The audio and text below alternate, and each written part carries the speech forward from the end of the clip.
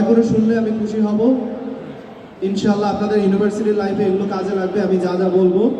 সব জায়গায় এবার আমি যে কথা দিয়ে শুরু করতে চাই, সবসময় সবগুলো ইউনিভার্সিটিতে সফট স্কিল অনেক ম্যাটার করে।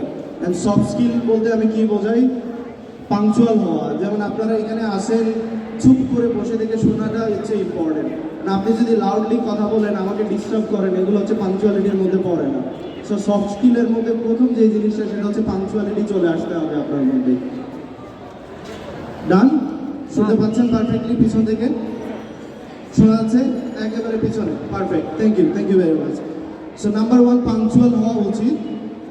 আপনি ক্লাসরুমে যাবেন, ক্লাস শুরু হয় 9টায়, আপনি যাচ্ছেন 9:15-তে, এই কাজগুলো করা যাবে না। আমি আমার টিপস শেয়ার করতেছি, প্রথমেই সফট স্কিল দিয়ে শুরু করতেছি। সো সফট স্কিলগুলো একটু দয়া করে শুনবেন। লাইফে সাকসেস পেতে হলে আপনাকে স্যাক্রিফাইস করা শিখতে হবে, আপনাকে পাংচুয়াল হতে হবে। আবারও বলে দিয়েছি, পাংচুয়ালিটি বলতে আমি ক্লাসের সময় মতো যাওয়াটাকে বোঝাই। 5 মিনিট আগে যান, 10 মিনিট আগে যান, 15 মিনিট আগে যান, কিন্তু এক্সকিউজ দেবেন না যে রাস্তায় জ্যাম ছিল, এই ছিল, সেই ছিল। এক্সকিউজ কখনোই আপনাকে সাকসেসের ধারে কাছে নিতে পারবে না, সাকসেস থেকে আরও অনেক দূরে নিয়ে যাবে। বুঝতে পারছেন? অন্য কাউকে আপনি চেঞ্জ করার পূর্বে, দেশকে চেঞ্জ করার পূর্বে আগে নিজেকে ইম্পর্টেন্ট। আর আশেপাশে যেহেতু এখানে খোলা জায়গা পুরোটাই, আসলে ফোকাস করতে অনেক ডিফিকাল্ট হচ্ছে আমার জন্য।